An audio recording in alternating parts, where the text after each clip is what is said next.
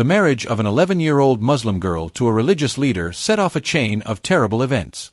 Yasmin's story is about how innocence was broken way too soon. She was married off to a rich imam who already had 3 wives when she was only 11 years old, putting her in a world she didn't understand or fit into. Kids shouldn't have to deal with adult duties when they're young. They should be free to explore and learn. Yasmin's name keeps coming up in whispers in the small, quiet town of Willowfield, which is set in the rolling hills of Montana. The modesty of the town could be seen in its dusty streets, which were lined with clapboard houses and wooden fences. Farming and getting along with your neighbors were important parts of life where everyone knew each other. People in the neighborhood respected Yasmin's family, even though they didn't have much money. Ali, her stoic farming father, worked hard under the relentless sun, taking care of crops with hands that were worn down from years of hard work.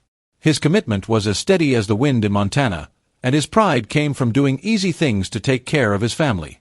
Yasmin was Ali's only daughter, a child with eyes that seemed to hold both wonder and knowledge. Beyond her years, her days were spent shadowing her mother, Miriam, a woman respected in Willowfield for her knowledge of medicinal herbs. Miriam's remedies were sought after by neighbors for illnesses ranging from a farmer's backache to a child's fever. Yasmin watched her mother with quiet admiration, soaking in the names of plants, the exact blends of roots and leaves, and the whispers of age-old knowledge passed down through generations. To Yasmin, these lessons were not just about healing. They were about link between people, the land, and the unseen threads that were them together. But life in Willowfield was far from idyllic. The family's sustenance relied on the caprices of nature. Some harvests were bountiful, filling their modest pantry with grain and veggies. Others left them scraping by, depending on Miriam's small earnings from her herbal practice. Yet within the simplicity of their lives, Yasmin found happiness. Her dreams were humble but full of hope. She envisioned herself one day taking over her mother's craft, becoming a healer for her town. Her life was not without joy. She spent countless hours with her younger brother, Amin, just 2 years her junior.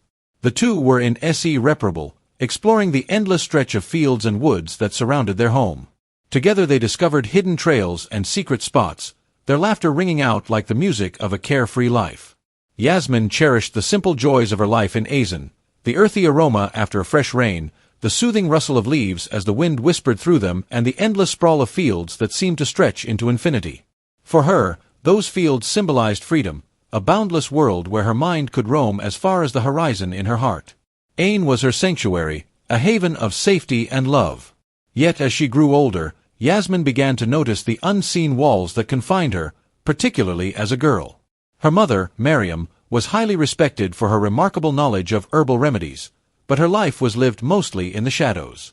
She rarely stepped into the limelight of public gatherings, her part confined to the quiet care of her family and her craft. Yasmin saw her own reflection in her mother's life, a future bound by customs and expectations, with little room to dream. Still, Yasmin clung to her childhood fantasies, picturing a life where she could carve her own path. Her spirit, untouched by the weight of uniformity, shone brightly during her early years. Yet beneath the surface of her idyllic existence, destiny stirred, preparing trials that would test her resilience in ways she could never imagine. The day Sheikh Ibrahim arrived in Ain started like any other. For most townsfolk, his visit was nothing unusual, a brief stop by an outsider whose importance was worlds away from their quiet routines. Sheikh Ibrahim was a person of renown in the distant city. Celebrated for his profound knowledge of Islamic law and admired for his wealth and power, his presence in Arzan sparked a mix of curiosity and awe. When he approached Yasmin's family home, his stature seemed to dominate the area around him. His sharp, penetrating gaze seemed to strip away the armor of those it fell upon, leaving them small in its wake. Yasmin, looking timidly from behind her mother, felt the weight of his presence. To her he was a stranger, a man from a faraway and alien world. His finely embroidered robes and confident air seemed almost comical against the rustic simplicity of her house. Ibrahim's visit was allegedly for Miriam's renowned herbal remedies. Though steeped in religious authority, he held a pragmatic respect for tradition, healing, and Miriam's name had traveled far. As he entered the modest house, his voice, deep and powerful, seemed to reverberate against the walls. Polite but aloof, Ibrahim asked Miriam about her craft, her remedies, and the details of her knowledge. She answered with quiet confidence, describing each plant's virtues and the delicate balance she kept between her work and her role as a mother. But Ibrahim's gaze moved often to Yasmin, sitting quietly beside her mother. She radiated an innocence that seemed untouched by the world's harshness. Her gentle demeanor and attentive nature struck him in a way he hadn't expected. She wasn't like the city children he often met, who carried an air of precociousness and distraction. Yasmin, by comparison, was focused, absorbed and, in his eyes, hauntingly beautiful in her unadorned simplicity. At first, Yasmin's parents ignored the imam's lingering gaze as mere curiosity. To host a man of his status felt like an honor, a mark of distinction for their humble family. But as days turned into weeks, Ibrahim found reasons to return. Sometimes he would request extra remedies. Other times his visits carried no clear goal beyond extended conversations with Mariam. While his words often revolved around herbal treatments, his eyes always sought Yasmin. Mariam and Ali, still blinded by their respect for his position, failed to recognize the depth of his interest. They saw his repeated visits as a proof to Mariam's skill, a source of pride rather than suspicion. Yasmin, however, began to notice the subtle changes in his behavior. The questions he asked her parents about her daily life, her chores, her goals. His focus unsettled her, though she struggled to explain why. She began to feel the weight of his attention, an unseen tether that followed her every move. The way his eyes lingered on her made her stomach churn. Though she couldn't yet understand the reason for her discomfort, she avoided his gaze whenever possible, immersing herself in chores to escape his scrutiny. Yet even as she busied herself, the mood in their home felt different, heavier, as though the walls themselves bore witness to her unease. Yasmin's heart, once so carefree, now carried a cloud. Though she couldn't name the storm gathering on her horizon, she felt its approach in the tension of Ibrahim's visits, in the quiet dread that grew within her. She clung desperately to the solace of her fields, where the sky still stretched forever, offering a fleeting escape from the suffocating weight of his presence. As the imam's visits grew more frequent, whispers began to ripple through the quiet streets of Arzan. Whispers of interest and unease followed Sheikh Ibrahim's every step. Why would a man of such wealth and power take an interest in a girl from a humble farming family? Ideas swirled like autumn leaves caught in the wind. Some thought he meant to offer financial aid, while others speculated he sought a servant for his grand household. Yet beneath these benign conjectures lurked a darker suspicion, an idea so unsettling that it silenced those bold enough to consider it. Yasmin felt the village's watchful eyes on her, their gaze holding a weight she had never known. For the first time she felt her own vulnerability, an awakening to a world that seemed to judge her innocence as both a virtue and a liability. Her childhood, once shielded by the comforting rhythms of farm life, now seemed fragile against the unspoken pressures surrounding her. One evening, as dusk painted the sky in shades of deep amber, Sheikh Ibrahim revealed his true purpose. After a cordial discussion with Mariam about the medicinal properties of her herbs, he turned to Ali with the solemn air of a man giving divine revelation. He wanted to marry their daughter, Yasmin. The words hung in the room like a storm cloud, heavy and foreboding. Ali and Mariam shared stunned glances, their disbelief tempered by an immediate sense of discomfort. Child marriages were not unheard of in other communities, but the thought of giving their 11-year-old daughter to a man thrice her age felt like a betrayal of her youth. Yet the imam pressed on his words. Cloaked in piety and persuasion, he spoke of sacred duties and divine blessings, framing the plan as a way to righteousness rather than a transaction. His rhetoric was smooth, calculated, every phrase designed to erode their defenses. Yasmin would live a life of comfort, he promised, his voice imbued with trained sincerity. She would be protected, led and taught, not just in faith, but in all the wisdom the world has to offer. Ali and Mariam listened, their initial resistance firm yet tinged with doubt. Yasmin was still a child, her laughter unburdened by the complexities of life. But Sheikh Ibrahim did not yield. With each visit, he brought gifts, bolts of silk in colors that shimmered like sunrise, coins that shone with promise and rare delicacies. Their simple table had never known. His promises grew, each one a thread in a fabric of temptation.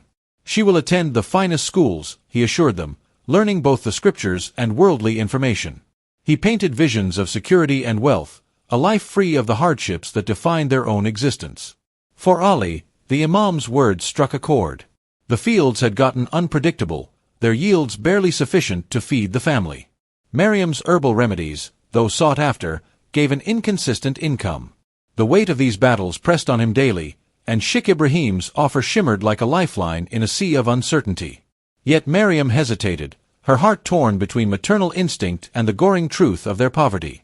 Yasmin was not merely her daughter, she was her apprentice, the one meant to receive her knowledge of healing and herbal craft. Miriam saw in her daughter a reflection of her own younger self, unyielding and full of promise to surrender. Yasmin felt like severing a piece of her soul. Day after day, Sheikh Ibrahim returned his insistence, like water wearing down stone. He reminded them of their faith, quoting scripture to support his desires. His gifts grew more extravagant, his words more convincing, until even Miriam felt the edges of her resolve begin to fray. Yasmin, meanwhile, watched this progress with a mixture of confusion and dread. The thought of leaving her family, her home, her childhood behind felt like stepping into an abyss. Yet she had no say in the matter, her fate tethered to the decisions of others. She noticed the subtle changes in her parents, the way Ali's shoulders slumped under the weight of unspoken worries, the way Miriam's hands stayed a moment longer on her own. When they worked side by side, the air in their home thickened with tension, every exchange undered by the imam's looming presence. Yasmin found herself withdrawing inward, her thoughts swirling with questions she dared not ask. He knew precisely which strings to pull: their sense of duty, their faith, and, most of all, the shadowy fears they held about the uncertain future. Yet amidst all the whispered deliberations and heavy silences, one voice stayed, A.B. Yasmin's. No one asked what she felt, no one sought her opinion or gave her a moment to speak of her confusion, her fear. Her feelings were an afterthought, drowned in the rising tide of her family's resolve. To Yasmin, marriage was an abstract idea, distant and strange, like a story told about someone else. It belonged to the realm of grown-ups, a world far away from her days of barefoot wanderings and childhood games. The idea that someone as old as Sheikh Ibrahim, a figure she could only imagine as rigid and austere, would want her as his wife was nonsensical. She could not grasp it, nor did she wish to. Yet, day by day, she saw her future being shaped by hands that were not her own, while she stayed an invisible thread in the tapestry. They were eventually, after sleepless nights filled with hushed arguments and reluctant Ali and Miriam relented. They accepted Sheikh Ibrahim's plan, heavy with the belief that this sacrifice would secure more than just Yasmin's future. It was a lifeline for them all. His wealth and power seemed like an answer to their silent prayers, a chance to climb out of the quiet desperation of their poverty. But the choice, like a stone dropped into a still pond, sent ripples of unease through their hearts. They told themselves they were choosing hope, yet they knew they were also choosing despair. Yasmin's fate was sealed with a silence she could not break. Her girlhood, a fleeting moment in time, was traded for promises gilded with gold but steeped in sadness. Once the choice was made, the household transformed into a whirlwind of preparation, each movement an attempt to distract from the weight of what was to come. The upcoming wedding became the centerpiece of Aran, whispered about in the market stalls and on shaded porches.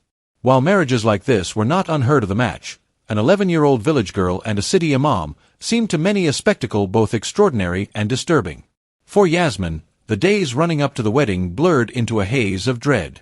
Confusion sat heavily on her small shoulders, her helplessness wrapping around her like a shroud. Her family moved with purpose, bustling around her as though she were merely a doll being dressed for show. Her mother, Miriam, tried to ease her trembling heart with whispered reassurances, but the heaviness in Miriam's own chest revealed her. As Miriam sewed the wedding dress, a modest white gown adorned with delicate embroidery, her hands shook ever so slightly. Each stitch was a quiet prayer, a plea for her daughter's happiness, though she knew it was a fragile hope. Miriam spoke softly to Yasmin, offering words about duty and womanhood that sounded hollow even to her ears. She carried a deep, goring guilt, a mother's instinct that her daughter was not yet ready to walk this road. Ali, meanwhile, busied himself with the details, bartering with merchants.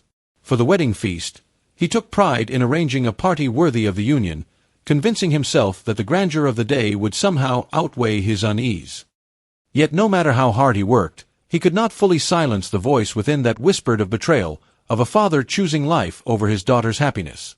The gifts from Sheikh Ibrahim came in a steady stream, each more opulent than the last. Golden bracelets glittered like small suns, fine silks shimmered in soft folds, and the air became perfumed with the smell of exotic oils. To the villagers, these were tokens of the family's newfound elevation, a spectacle of wealth that promised success to Yasmin. They were chains, gilded and fragrant, but no less bound. And so, as the wedding day loomed near, Yasmin stood at the center of it all, a silent fig in a storm of activity. The villagers, unaccustomed to such displays of wealth, viewed Ollie and Miriam with a mixture of awe and silent envy. Whispers rippled through the small town like an undercurrent. Beneath polite smiles, many praised the couple for arranging a marriage so advantageous, while others, cloaked in hushed tones, wondered if ambition had blinded them. Some held quiet worry for Yasmin, though their concerns never found a voice. To Yasmin, the mounting preparations felt like an unstoppable tide pulling her away from the shore of her youth. The ornate gifts, the vibrant fabrics and the heavy gold that adorned her wrists were suffocating, each piece a quiet reminder of the life awaiting her. The jewelry, though made with care, felt less like decoration and more like chains binding her to a future she didn't choose. She yearned not for the silks or perfumes, but for the simplicity of her family's warmth, for the fleeting freedom of being a kid just a while longer. Her brothers, noticing the shadows that clouded her once bright eyes, grew uncomfortable. Ammon, her closest confidant, tried to draw her out with familiar games and teasing remarks, but his attempts felt hollow against the weight of her silence. He could feel her sorrow but was powerless to soothe it. The tie they shared, once unbreakable, seemed to fray under the strain of unspoken fears. When the wedding day arrived, Sheikh Ibrahim came upon the humble village like a figure out of a grand tale. His lavish robes, a sharp contrast to the modest surroundings, his entourage, carried with them an air of authority, their presence turning heads and quieting conversations. To Ali and Miriam, he exuded pride and importance, a man of stature whose acceptance alone was an honor. For Sheikh Ibrahim, this union was not merely the fulfillment of his wishes, but a testament to his power. Yasmin, in his eyes, was a symbol of his influence, her youth and innocence reflecting his perceived right to claim what he wanted.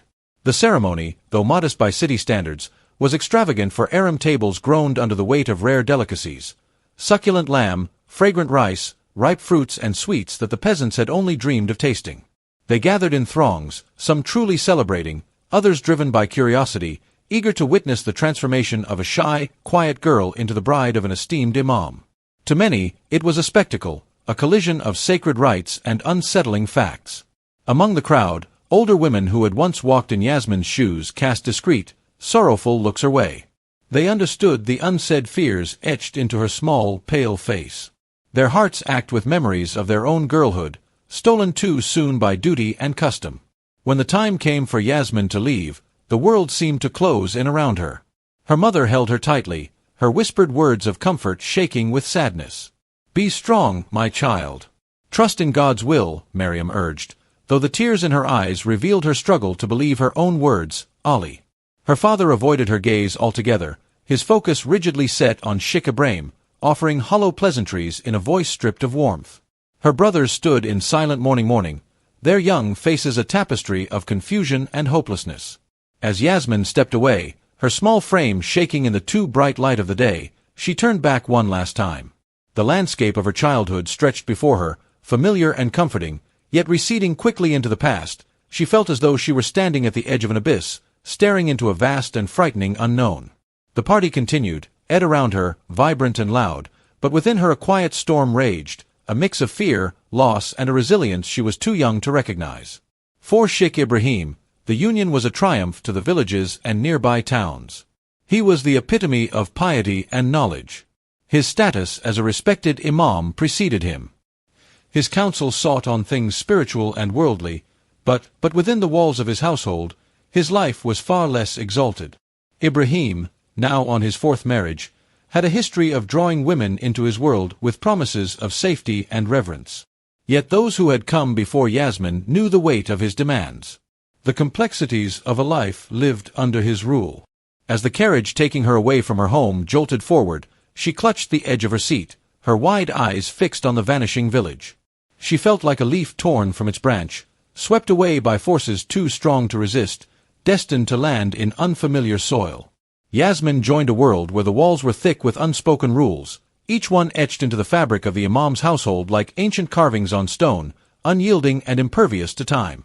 To Sheikh Ibrahim, marriage was less a union and more a complex hierarchy, with him as its unwavering center. His wives were not partners but extensions of his will, expected to conform, obey and perform their roles without deviation or dissent. Fatima, the first wife, had long ago learnt the art of silence. Her presence was as quiet as the creak of a door in an empty corridor, her speech a whisper swallowed by the household's expectations. She had stood firm through the coming and going of younger wives, women who had entered with bright hopes, only to watch them extinguished by the imam's fleeting interest. Fatima, however, had never engaged in hope. She had learned to live by surrendering herself to the monotony of duty. Her days were spent tending to the needs of her children and managing the home with the precision of someone who had long abandoned personal desires. The permission to step outside the compound was a rare indulgence, and even her parenting showed the imprint of the imam's authority. The deference she instilled in her children matched the quiet submission that had defined her own existence, a legacy of silence passed down like an heirloom. Aisha, the second wife, had once brimmed with vitality, her heart alive with hopes of making a difference in the world. The promise of purpose and security had drawn her to Sheikh Ibrahim, but she quickly found those promises to be hollow. Her goals of teaching, of contributing to the community, were met with indifference to the imam. Her job was confined to the four walls of their home: mother, caretaker, obedient wife. The light in Aisha's eyes dimmed slightly each year, eroding her spirit like waves against a fragile shoreline. By the time Yasmin arrived, Aisha was but a ghost of her former self. Her laughter now a memory, her dreams buried beneath layers of submission and unfulfilled desire. Then there was Zainab, the youngest of the wives, whose spirit had not yet been fully calmed. She held within her a fire that Sheikh Ibrahim could neither ignore nor extinguish her questions. Her challenges to his power were like thorns that pricked his carefully constructed world. His answers were swift and calculated, cloaked in religious justifications that left no room for argument. Zab's defiance was both her power and her burden. For every act of rebellion she paid a price, her isolation within the home growing with each confrontation. Yet she refused to fold completely her will, a stubborn flame that flickers even in the fiercest winds. Sheikh Ibrahim's children were raised under the weight of his authority, their lives carefully shaped to reflect his vision of discipline and obedience. For his boys, the path was clear. They were to follow in his footsteps, devoting their lives to religious study and leadership. For his girls, the future was equally rigid, a life groomed for servitude, for stepping into roles identical to their moms. Love was not a language spoken in their home. It was a foreign idea, overshadowed by rules and reverence. Affection was rare, discipline plentiful. The imam's children revered him not out of real closeness but out of fear. A towering figure who offered order but little love. Into this house of stiffness and resignation came Yasmin. At first she marveled at the household's precision, mistaking the order for harmony, but as the days unfolded she began to see the cracks in its base. She watched Fatima's silent endurance, Aisha's subdued sorrow and Zab's simmering resentment. Yasmin felt the weight of their collective sadness, a tapestry of unspoken pain woven into the very air she breathed. In the quiet of her room, Yasmin often reflected on her own dreams she feared would meet the same suffocating fate as Aisha's or ignite the same storms Zainab experienced. Her thoughts became her solace, a place where she could still envision a life beyond the limits of her new reality. But she knew the walls around her were not just physical, they were ideological, built brick by brick, with Sheikh Ibrahim's rigid understanding of faith. To Sheikh Ibrahim, faith was both a sanctuary and a weapon. He wielded his knowledge like a sword, carving out a household where his power was unquestionable. Empathy found no place in his doctrine. Understanding was seen as weakness. His view of faith was rigid, leaving little room for the human spirit to breathe. In his eyes, his household was a masterpiece of discipline, a model of religious commitment, but for those who lived within it, it was a gilded cage, beautiful on the outside, suffocating within. Each wife, each child, each rule was an echo of Sheikh Ibrahim's will reverberating through the rooms of his home. And yet, in the quiet moments when no one was looking, Yasmin felt the stirrings of something more, a yearning for freedom, for a life that allowed her to exist, not as an extension of another's authority, but as herself. Sheikh Ibrahim cloaked his actions in the sanctity of religious texts, twisting them to support his uncompromising ways. In his eyes, his wives and children were not beings with their own goals and desires, but mere extensions of himself, bound to march down the path he had carved. His choice to marry Yasmin, a child of just 11, was neither a pursuit of love nor companionship. It was a statement of pride, a pledge of his dominion. Her innocence, to him, was a strange prize, a symbol of his power to claim and shape as he pleased. Yasmin's youth, vibrant and unspoiled, seemed to shake Ibrahim like unformed clay ready to be shaped into submission. He saw her not as a child, but as another piece in the architecture of his home, one more obedient wife to conform to his vision. Her age was unimportant. His entitlement as a man and an imam made the marriage justifiable in his mind. As the wedding approached, he felt an inward satisfaction, a quiet affirmation of his power. He envisioned Yasmin like the others before her, bending to his will and surrendering her spirit. But what Sheikh Ibrahim failed to understand, what his arrogance blinded him to, was that Yasmin was no ordinary child. Beneath her fragile frame lay a quiet resilience, a flicker of defiance he could not understand. She was not yet broken by the weight of compliance, not yet dulled by the machinery of his home. In his hubris, he could not imagine that her innocence held a strength capable of defying his control. The home, grand, by the village's humble standards, was suffocating in its grandeur. Ornate rugs lined the floors, the rooms stretched wide and silent, and the servants moved about with practiced efficiency, their eyes betraying fleeting sorrow. To Yasmin, who had once roamed easily in the sunlit fields and learned her mother's craft in the warmth of their humble home, this new life felt like a cold and unyielding prison. From the very first night, she was thrust into a world too brutal for her young mind to grasp. Sheikh Ibrahim treated her not as the child she was, but as a full-grown wife with demands that weighed heavily on her innocence. The experience left her broken, trembling with fear. As she cried herself into an uneasy sleep, her tiny form quaked in the darkness. But there was no solace to be found, no gentle hand to wipe her tears. She was utterly alone. In the days that followed, fear increased its grip on her, muting her once lively spirit. Her pain and confusion turned into a heavy silence, an armor she wore to survive. The imam's stern reprimands silenced any effort to express her fear, leaving her trapped in a world of unspoken suffering. Rules governed every corner of her life. She could not leave the house without clear permission, nor could she speak unless addressed her. Every action was scrutinized, her tasks dictated, her will methodically erased. Mornings began before dawn with prayers, her days swallowed by a relentless cycle of chores intended to keep her compliant. Gone was the carefree girl who once collected herbs and laughed in the fields. In her place was a shadow of herself, defined solely by her work. The household's other wives were a tapestry of complex feelings. Fatima, the oldest, extended a kind but detached hand to Yasmin. Her eyes held a sorrowful understanding, a mirror of her own entrance into this life so many years ago.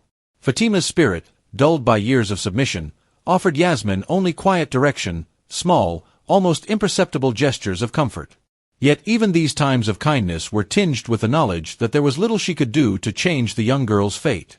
Her gaze, often lingering on Yasmin, seemed to carry unspoken memories of a dream long extinguished. For Yasmin, the weight of her new life was a relenting storm. The grand walls of the imam's house, meant to express power and prestige, loomed over her like a cage. The silence, the rules and the unspoken demands pressed down on her, threatening to extinguish the fragile spark of defiance that still flickered within. Yet, despite the crushing weight, that spark stayed a glimmer of something Sheikh Ibrahim could not see, something he had never accounted for.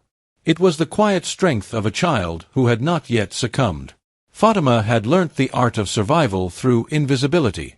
Silence was her armor and obedience her only refuge. Any idea of encouraging Yasmin to resist would, she believed, draw the eye of the household upon them. Both her eyes held the weight of countless compromises, her posture a testament to years of submission. Yet, in her restrained way, Fatima hoped Yasmin might avoid the harder lessons she herself had learned. Aisha, the imam's second wife, radiated a warmth that contrasted with Fatima's guarded attitude, though her kindness was bound by unspoken limits. She treated Yasmin as a younger sister, her whispers in the shadows, a lifeline in the suffocating home. Keep your head low, she would moor her voice, a mix of tenderness and sorrow. Living here is a quiet art. Aisha saw herself in Yasmin's battle the same hopeful eyes dulled by the crushing weight of an inescapable reality. While she could not resist the imam publicly, Aisha offered fleeting moments of solace, like brief rays of sunlight piercing through heavy clouds. Zab, the third wife, was a storm, barely controlled. Her sharp tongue and piercing gaze spoke of defiance, though her rebellion never crossed the line into open conflict. She viewed Yasmin's youth and innocence as both a beacon of lost potential and a painful reminder of her own dashed dreams. "Do not fool yourself into thinking there's kindness here," Zab warned one evening, her voice biting but tinged with an undercurrent of reluctant sympathy. "Dreams will only help shatter you faster." Her anger was a double-edged sword, cutting but also illuminating a path of resistance that, however subtle, gave Yasmin the faintest flicker of hope. The household children, seasoned by years under their father's strict rule, treated Yasmin with disinterest, as if she were merely another shadow in the fabric of their lives. To them, she was an outsider, a new figure to adjust to her appearance, a quiet disruption in their routine. But the younger ones, untainted by the household's cold practicality, often gravitated toward her. They would play near her, their laughter lightening the heavy air, their innocent smiles briefly softening the ache in her heart. In their presence, Yasmin glimpsed the life she had left behind, a life of love and simple joys now so distant. It felt like the dream of another girl. When the house fell silent and she was left alone, Yasmin's thoughts unfurled, heavy and relentless. Her mind wandered to the fields of her childhood, the sunlit rhythm of simpler days and the comforting hum of her mother's words in the kitchen. Those memories were a balm and a torture, beautiful yet agonizing in their distance. She clung to them fiercely, even as they began to feel like relics from a life she could no longer claim. Each prayer she whispered in the cold solitude of her room carried a mixture of desire and resignation. Freedom was an idea she could no longer fully imagine, but her heart ached for it none the less. Her whispered pleas felt weightless against the oppressive walls, her faith strained but unbreakable. The months ground on diminishing her once vivid spirit. Her laughter, once bright and untamed, had faded to a soft echo, her voice reduced to a near whisper. Yasmin moved like a ghost through the home, her hands busy with endless tasks, while her mind withdrew deeper into itself. Fear clung to her like a second skin, and each glance from the imam was a warning of the unyielding power he held over her life. Yet beneath the quiet submission, Yasmin held a fragment of resistance, a small ember that refused to be extinguished entirely. Zab's scornful warnings and Aisha's quiet acts of kindness were together in her mind, making a delicate tapestry of survival and defiance. She did not know what form her freedom might take, or if it was even possible, but she clung to the hope that her spirit, battered though it was, had not been totally subdued. As Yasmin sat in the dim light of her room one evening, her gaze unfocused and her hands clasped tightly in her lap, she allowed herself a fleeting indulgence, the image of herself going away from this place.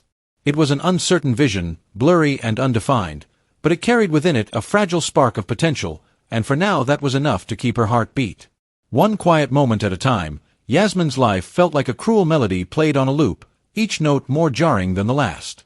She moved through her days like a shadow, her spirit weathered by the endless demands placed by a destiny she had never chosen. Silence became her refuge, though it offered little comfort. Her once luminous eyes, bright as sunshine, dancing on a river, now held a hollow darkness. The soft kindness that once marked her was overshadowed, smothered beneath Sheikh Ibrahim's suffocating authority. Her childhood memories, warm and lively, were slipping through her fingers like sand in their place. The bleak routine of her days as a young bride settled in. Dawn brought a stream of repetitive jobs, and dusk carried with it a weight she could hardly bear. Sleepless nights spent staring at the ceiling, her pillow, damp with tears. She could never allow herself to shed in the light of day. The radiance that once made her special had dimmed, replaced by an unbearable sense of isolation. Yet even in this despair, she clung to fleeting, stolen moments, brief respites where she dared to breathe freely, though they always came with a bitter memory of her entrapment. Her sadness was not invisible. Fatima, Aish and Zab, his other wives, knew too well the storm brewing inside her. They traded silent looks of solidarity, their shared pain, unspoken but palpable. They had been where Yasmin was now sailing the treacherous waters of hope and despair. Rarely, Aisha or Zab would whisper soft words to her, bits of guidance laced with empathy. Yet their kindness, however real, came shackled by the knowledge of their own helplessness. Their lives, like hers, were controlled by the will of a man who saw them as little more than pieces in a game. He controlled. The small acts of kindness they offered Yasmin were a balm, though they could never mend the deep wounds carved into her soul. One evening, beneath the heavy mist of night, Yasmin found herself adrift in thoughts of her mother. Her mother's hands, strong yet gentle, had once shown her the secrets of her, their power to heal, to ease and, in some cases, to harm. The memories unfurled with an almost cruel clarity, bringing with them a dangerous idea. Her mother had spoken of plants that, when mixed, could become weapons. It had been a lesson Yasmin never thought she would need. Yet here she was, staring into the abyss of her misery, the seed of a plan taking root in her mind. The idea frightened her, a monstrous thing claying at her conscience. But with terror came a strange, fragile sense of strength. For the first time in years, Yasmin felt a sliver of power over her own fate. The days that followed found her moving with measured precision. Each chore, each step was a chance to collect the herbs she remembered from her mother's teachings. Slipping small amounts into the folds of her clothes, she hid her growing collection in the quiet sanctuary of her room. Her actions became deliberate, her movements imbued with a quiet resolve. She was painfully aware of the risks, the punishment that would follow if she were caught, but her suffering had stretched beyond the limits of fear. The thought of reclaiming even a fragment of her power, no matter the cost, burned brighter than her trade predation. Zab, ever observant, was the first to notice the shift in Yasmin. The timid girl who had once cowered under the weight of her existence now moved with a disturbing calm. Her eyes, though still shadowed, carried a quiet determination that puzzled the older woman. Zab felt the stirrings of suspicion, but held her tongue. Whatever Yasmin was planning, it was hers alone to bear. Instead of probing, Zab offered her quiet support, the kind that only another prisoner could understand. Yasmin's journey toward this dangerous choice was one of necessity, not desire her. Every movement, thought and stolen glance at her hidden herbs spoke of desperation and a desire for liberation. What path she would finally take remained unclear, but the strength she had found in her suffering hinted at a all that even despair could not extinguish. One fateful evening, as the quiet hum of dusk fell over the village of Aran, Sheikh Ibrahim returned from his evening prayers, his steps measured and familiar. In the modest kitchen, Yasmin made his tea with the same deliberate care she had every evening. Yet this time her hands worked with a precision born of resolve, for this tea carried a secret, a deadly mixture she had crafted with painstaking purpose. Her movements were strangely composed, her face a mask devoid of emotion, as if a sculptor had chiseled away every sign of fear or hesitation. The soft clink of the spoon as she stirred the brew seemed louder in the stillness. When she lifted the cup, her hands revealed none of the storm raging within her chest. Her heart thundered against her ribs, but she refused to waver. As she put the tea before him, her gaze stayed fixed on the floor, avoiding his sharp eyes that might pierce through her facade. Sheikh Ibrahim, unaware of the storm that brewed in his young wife's soul, took the cup without doubt. His lips met the rim of the glass, and he sipped with the same trust he always had. Across the room, Yasmin watched her breath break, her chest rising and falling, as though she were tethered to the moments ticking away. Time seemed to stretch, the seconds elongating into an eternity.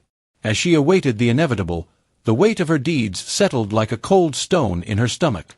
She had rehearsed this moment endlessly in her head, yet as it unfolded, it felt disjointed, almost dreamlike. A detached numbness washed over her, her mind trying to reconcile the girl she had been with the woman she had become for the first time since she had entered this gilded cage of a marriage. A strange, twisted sense of liberation blossomed within her. The shackles of her fear eased, but the freedom was bitter, fleeting. As the shack's breaths began to labor, reality crashed down on Yasmin. The enormity of what she had done tightened its grip around her heart dread unfurled in her chest, coiling like a snake. The village would mourn their revered imam, and suspicion would definitely point to her. The weight of communal judgment, of the shame her actions would heap upon her already poor family threatened to crush her. Every imaginary whisper, every condemning gaze echoed in her mind. Driven by desperation, Yasmin returned to the small bottle she had hidden. She poured the remaining poison into another cup, her fingers shaking as though the very air had turned against her. Raising the cup to her lips, she paused, her mind a jumble of thoughts. Yet within the chaos there was clarity. This final act was hers, and hers alone. She tipped the cup, the liquid searing her throat as it slid down, and she closed her eyes, submitting to the silence that awaited her. The next morning, the sun rose over Arzan, its light, gentle and golden. Oblivious to the disaster that had unfolded, the imam's home, usually alive with a bustle of children and servants, was cloaked in an eerie stillness. It was a child who stumbled upon the scene first, his small voice breaking the silence with a sharp cry. Yasmin lay curled beside Sheikh Ibrahim, her delicate frame a heartbreaking contrast to his command and presence, even in death. The house erupted in chaos as the news spread, spilling into the streets where villagers gathered in greater numbers. Their murmurs carried confusion and fear, disbelief etched into their faces.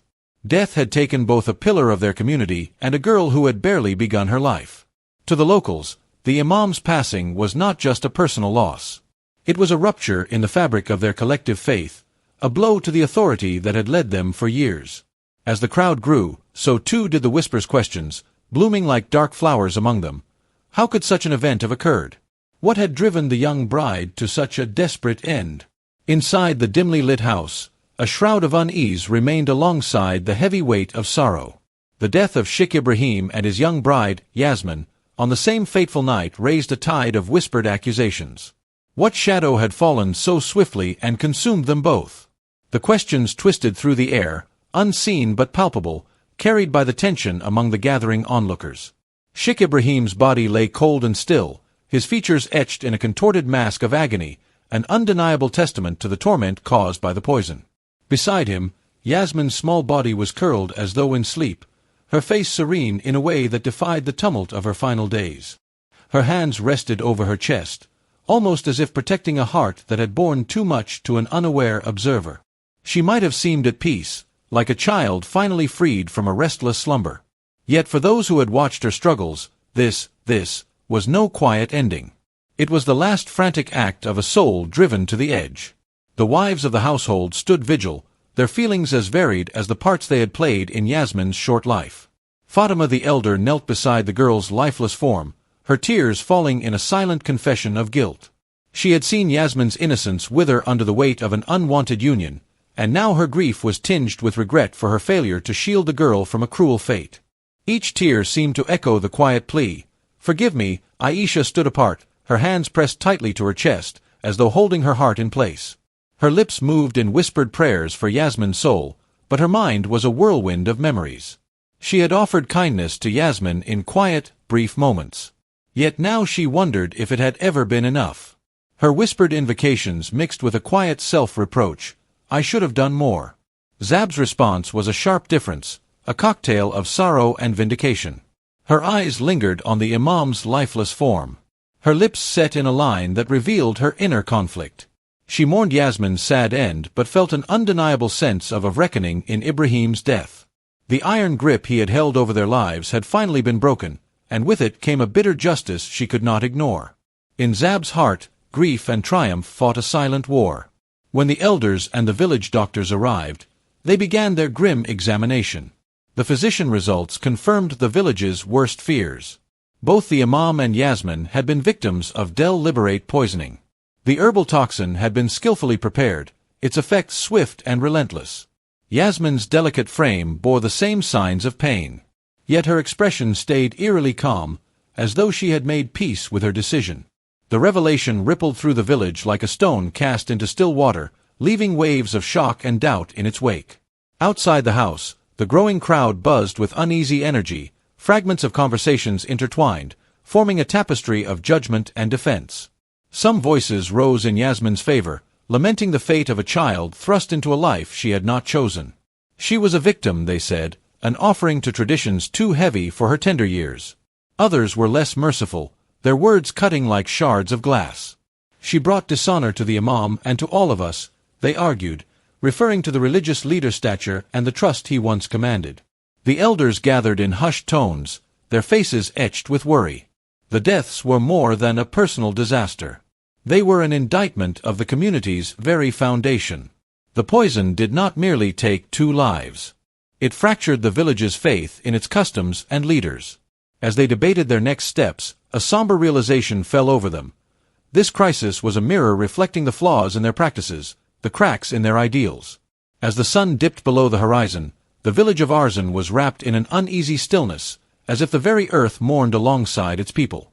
Yasmin's death, entangled in scandal and tragedy, became an unflinching mirror for the community, a stark reflection of their entrenched traditions, forcing them to face the bitter truth of child marriage and the oppressive power structures that supported it. While some clung strongly to the familiar, arguing that the imam's actions were justified within the bounds of faith and custom, a faint yet persistent ripple of dissent began to appear. Quiet murmur replaced rigid truths. Could it ever be right to tether a child to a life of submission, to demand sacrifices from a soul too young to understand the weight of them? These whispers, though timid, held the first seeds of a potential reckoning. The village elders, navigating a precarious balance between custom and unrest, sought a delicate settlement. Yasmin's acts were not judged through the lens of an adult's morality. Instead, her life was given a subdued respect, her family left to grieve without the sting of public reproach. For Sheikh Ibrahim, however, a grand funeral was planned, draped in the ceremonial trappings of honor. Yet beneath the surface of this orchestrated veneration, the imam's once unassailable authority now bore the blemishes of quiet doubt. His death, far from preserving his reputation, had introduced an undeniable shadow over it. Yasmin was put to rest in the modest soil of her family's burial plot, far away from the splendor of the imam's tomb. Her grave, marked only by the whispers of her loved ones, carried the weight of a life that had flickered briefly yet deeply. Miriam, her mother, knelt beside the newly turned earth, her trembling hands clutching the memories of a child she could not save, her mind swirled with guilt, haunted by the knowledge that her teachings of healing had, in a way, facilitated Yasmin's final act. Ali, Yasmin's father, stood nearby, a statue carved from grief, his face etched with the torment of a choice he could never undo. Has the promise of security been worth the unbearable price? In the days that followed, the town resumed its routines, but an undercurrent of change stirred beneath the surface. Yet ASM's story stayed like a shadow in the hearts of Aaron's people, a silent lament that refused to fade. Her death, more than an end, became a beginning, a somber protest against the practices that had long gone unchallenged. The weight of her tragedy unsettled the women of the village, especially its wives and daughters, whose quiet resilience had been the bedrock of their survival. For Miriam and the mothers, Yasmin's fate became a haunting question. Were the futures they had planned for their girls truly acts of love or merely chains forged in fear and tradition? For the young girls, Yasmin's memory became a beacon of quiet defiance, a reminder that their dreams, however fragile, were worth holding to. The soil of her grave fostered something more enduring than grief, a call for freedom that refused to be silenced. Yasmin's final act, born of despair yet based in a fierce assertion of her own agency, left an indelible mark on the soul of Arzan. Her story, whispered in hushed corners and shared in fleeting glances, became a legacy of quiet rebellion.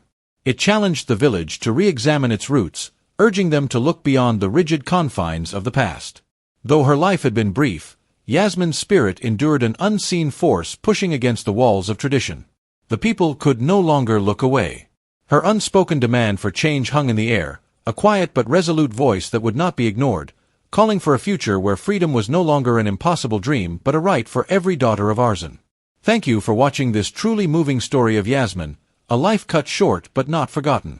Her bravery, even in the face of unimaginable pain, has left an indelible mark, challenging the norms that bound her and countless others like her. Let this story serve as a powerful warning that child marriage is not just a tradition. It's a violation of innocence and dreams. If this story connected with you, don't let Yasmin's sacrifice fade into silence. Share this video, start talks and join the fight to end child marriage. Together we can give a voice to those who cannot speak for themselves and ensure that no child is pushed to grow up too soon. Until next time, stay safe, stay kind, and remember, change begins with aware.